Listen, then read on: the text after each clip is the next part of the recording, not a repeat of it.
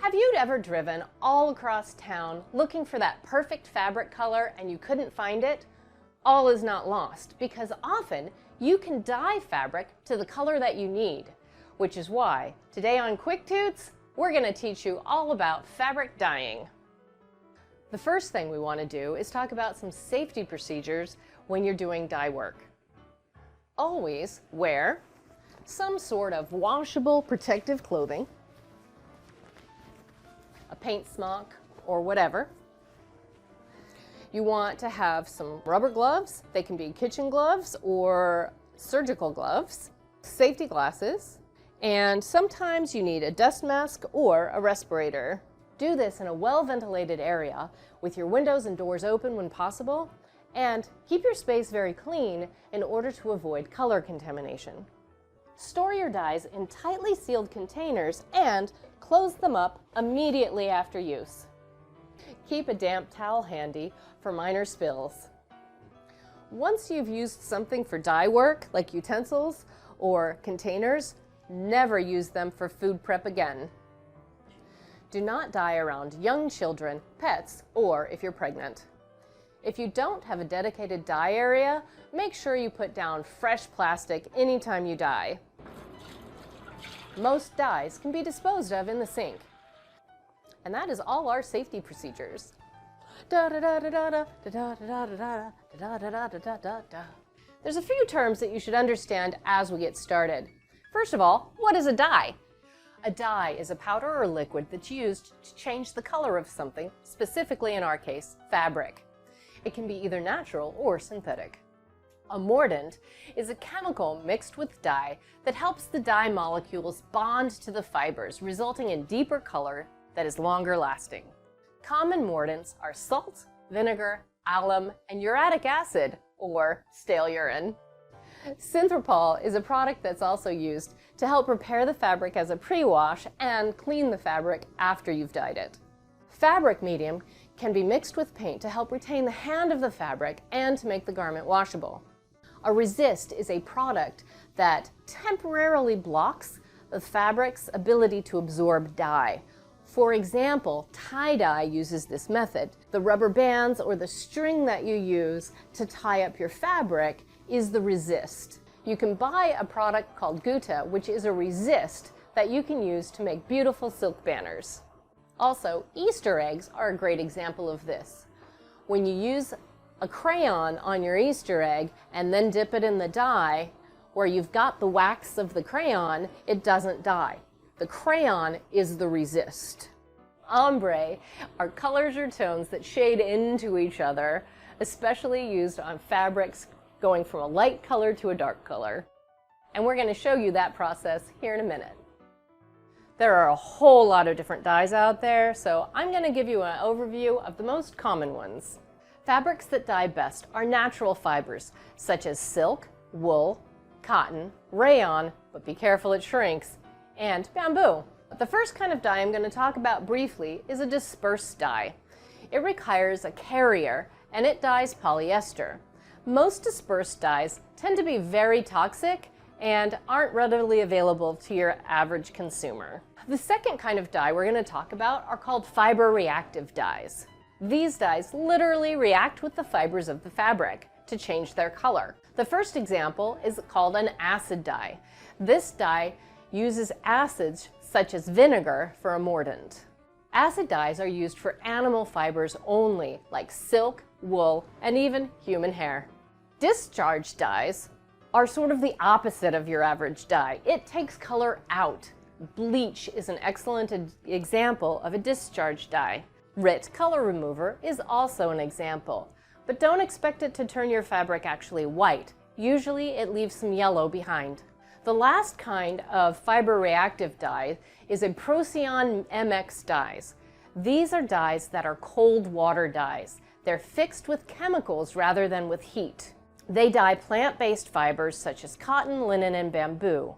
It is often used for tie-dyeing and batik. You can also easily order this online, and sometimes you can find it in your fabric store. The last kind of dye that we're going to talk about are union dyes. Union dyes are a mixture of several different kinds of dyes so that you can use it on most fabrics. For example, you can use it on either animal proteins such as wool and silk, or you can use it on cotton and linen. The downside is the colors aren't usually as vibrant as with other sorts of dyes, but you can also find them in a lot of different stores. RIT now has a dye that works on polyester. My experience of that is while it sort of works, don't expect a deep color shift. Dylon is another brand of Union dye. And now for the fun part. I'm going to take this beautiful blue silk skirt and I'm going to ombre dye it from a dark purple to blue. So first off, I put on my safety gear, which includes my nice dish gloves. Because I'm using a liquid dye, I don't need a dust mask. However, I am going to use eye protection in case of splashing. Whenever you dye something, the first thing to do is to get it wet with just water. You just let that soak in.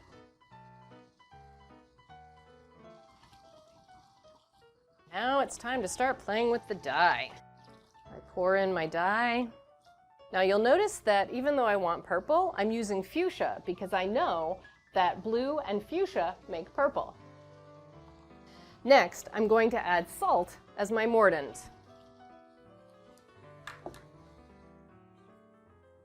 I'm going to give it all a good stir so that everything is dissolved and evenly spread throughout the water. All right, and I take my skirt. It's good and wet. I have it by the waistband.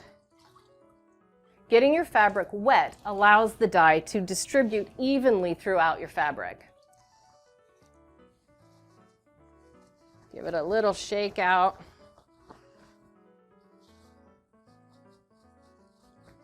So then, the next thing that you do is you dip the bottom in, and then I'm going to dip it all the way and then pull it out. So I'm leaving some of my top blue, and then I'm pulling it out partially. And I'm going to wait and let the dye at the bottom soak in and get deeper. I use my spoon to make sure that the dye is doing what I want it to do. Then I'll pull it out a little bit as I go so that I get a gradient of color, I hope. Because I want the bottom darker than the rest of it, so I'm waiting. And you have to wait for a little while. I pull a little bit more out.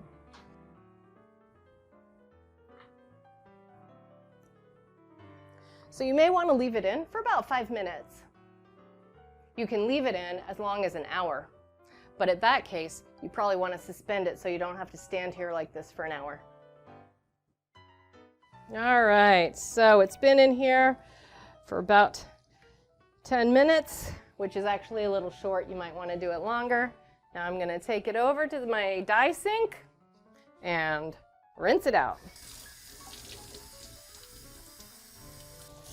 When you rinse it out, you want to rinse it with cold water.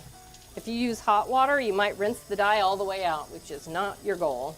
And you want to rinse it until your water runs clear.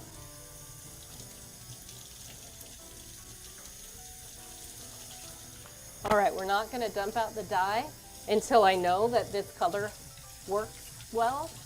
That way, if I need to add more time to it, I can do that. My water's run clear, so now I'm going to hang it up outside to dry.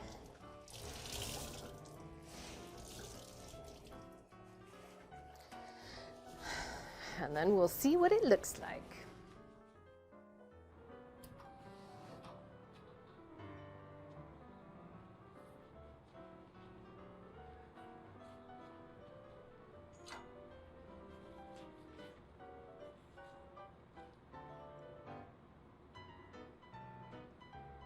And we just let it dry.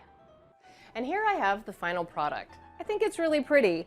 I could redip it to make this a little bit more of a solid purple, like a solid lavender, but I kind of like how it turned out.